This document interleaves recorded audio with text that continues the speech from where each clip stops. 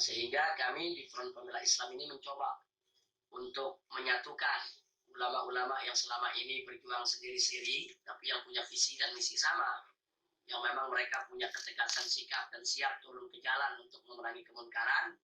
Akhirnya kita cetuskan wadah yang kita sebut dengan Front Pembela Islam. Dan kenapa disebut Front? Karena kita berharap supaya organisasi ini mampu memposisikan diri selalu ada di barisan terdepan di dalam membela agama dengan segala macam upaya. Jangan hanya bisa bicara, tapi giliran berjuang ada di baris terbelakang. Nah ini yang kita ingin tekankan. Jadi kenapa disebut front? Tujuannya ke sana. Kalau dalam bahasa Arabnya disebut al-jabhah. Al-jabhah itu secara bahasa artinya jidat ini ya Pak. Atau artinya bagian muka. Jadi bagian muka sesuatu itu disebut jabhatun. Nah jadi disebut jabhah karena dia ada di bagian terdepan. Nah kalau dalam bahasa Indonesianya lebih banyak diambil dari bahasa Inggris, yaitu disebut front. Lalu kenapa disebut pembela? Nah, kita kembali kepada firman Allah dalam Al-Quranul Karim, faqala ta'ala, ya ayyuhalladzina amanu kunu ansarullah. Wahai orang-orang yang beriman, jadilah kamu sekalian sebagai penolong-penolong Allah, pembela Allah. Dan sepakat para ahli tafsir bahwa innallaha ghaniyun 'anil 'alamin. Sesungguhnya Allah ini tidak butuh dengan apa saja yang ada di alam semesta. Termasuk Allah tidak butuh kepada pertolongan dan pembelaan kita. Nah, karena itu para ahli tafsir mengatakan yang dimaksud jadi pembela Allah adalah pembela agamanya. Yang dimaksud menjadi penolong Allah adalah mereka-mereka yang menegakkan syariat yang diturunkan Allah kepada Nabi kita Sayyidina Muhammad Sallallahu Alaihi Wasallam. Nah, jadi artinya kenapa disebut pembela Islam? Kita berangkat dari ayat yang kita bacakan tadi. Lalu kenapa harus ada kata Islamnya? Ya jelas, ini sebagai satu identitas perjuangan di mana bahwa FPI ini harus di dalam setiap langkah perjuangannya terikat dengan ajaran Islam ya Pak. Jadi sekali lagi Front Pembela Islam ini hanya merupakan nama yang menjadi identitas perjuangan, dan itulah sekelumit daripada latar belakang berdirinya Front Pembela Islam.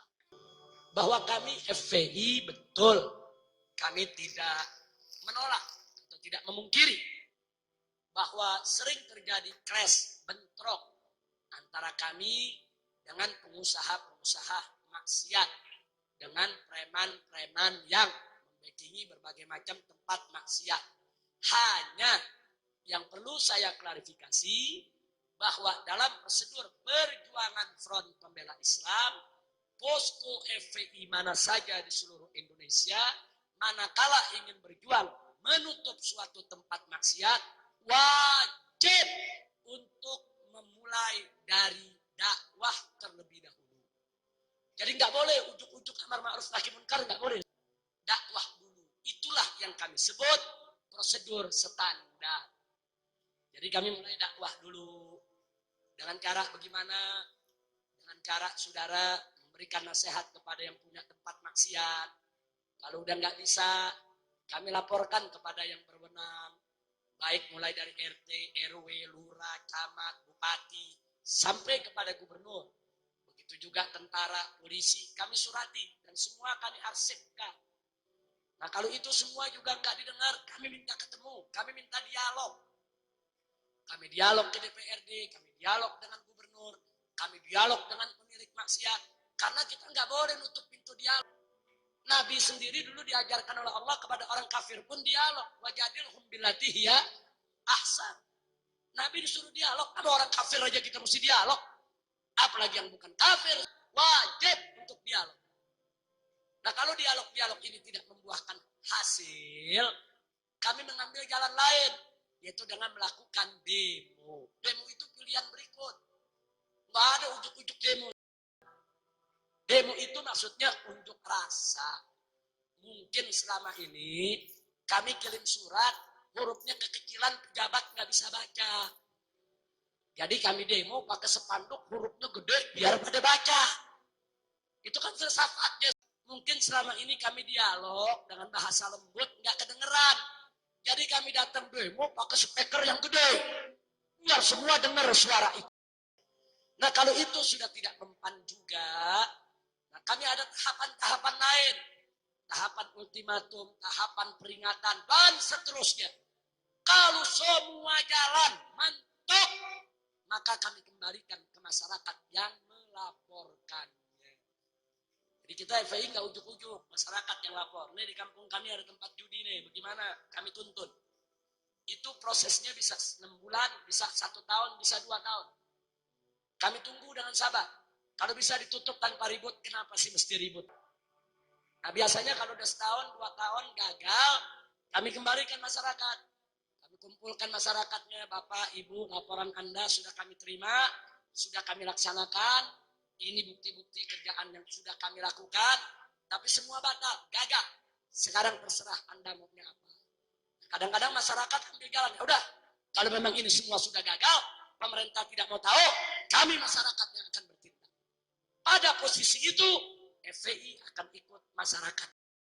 Apapun resikonya, walaupun resikonya kami akan dikatakan melanggar hukum, main hakim sendiri, mengambil wewenang polisi, yang jelas kami sudah mengikuti prosedur yang ada. Kenapa kami prosedur? Karena kami menghormati pemerintah. Kita nggak boleh melangkahi pemerintah. Kita nggak boleh melangkahi umaroh. Kita nggak boleh. Nah, sebelum kita lapor ke umaroh, kita main hakim sendiri. Haram. Pemerintah kita angkat untuk melaksanakan tugasnya. Cuma yang jadi persoalan, manakala pejabat dengan penjahat berkolaborasi kerjasama dalam maksiat, masyarakat hanya ada 2 pilihan. 1, duduk jadi penonton saja, atau berdiri melakukan perlawanan. Kami dari FPI milih yang kedua, kami diri, kami lawan. Kami nggak mau untuk menjadi penonton. Nah, yang begini inilah pada akhirnya begitu bentrok, baru masuk TV. Nah, jujur aja saya mau tanya, FPI lagi dialog, emang ada di TV? FPI tulis surat, emang masuk di TV? Nggak ada. FPI demo damai sambil tahlil, zikir, ada di TV? Giliran ngegerebek, baru masuk TV.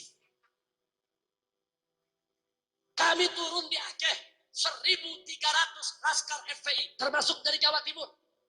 Dari Jawa Timur ini, hampir 400 pemuda kami kirim ke Aceh pada saat terjadi tsunami. 4 bulan kita kerja, 100.000 mayat kita evakuasi. Kita cari mayatnya, masukkan ke kantong mayat, sholatkan, kuburkan. 100.000 mayat ada masuk TV. Turun di Padang, turun di Jogja, turun di berbagai daerah bencana, bangun sekolah-sekolah darurat, bikin dapur-dapur umum, buat juga kesehatan gratis untuk para pengungsi, ada masuk TV. Tapi giliran FPI lagi ngemplang di Berak, masuk TV. Tiap hari disetel. Kejadiannya sekali, disetelnya tiap hari. Udah 5 tahun, masih disetel lagi. Tinggal orang Jawa Timur yang gak tahu apa-apa, kok FPI ngemplang dulu tiap hari ya.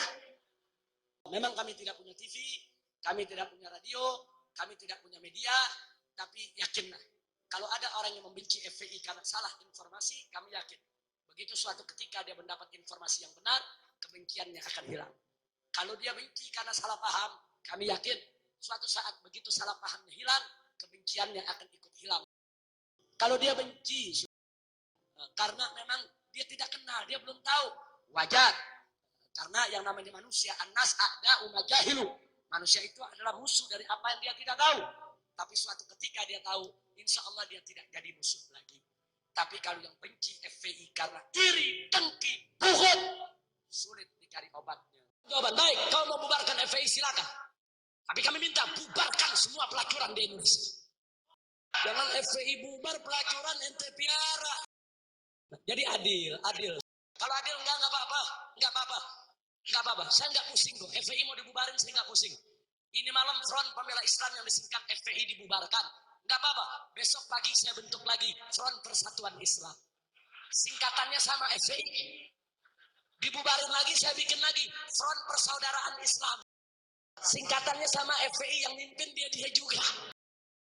Dibubarin lagi enggak apa-apa, saya ganti lagi jadi Front Penjaga Islam. Singkatannya sama, yang mimpin sama, kerjaannya sama. Enggak, saya enggak pusing. FPI hanya organisasi, alat juang, bukan tujuan. Tujuan kita adalah ridho Allah Subhanahu wa ta'ala. Ada FPI, nggak ada FPI, amar ma'ruf nahi munkar wajib untuk kita perjuangkan. Nah, baiklah, terima kasih.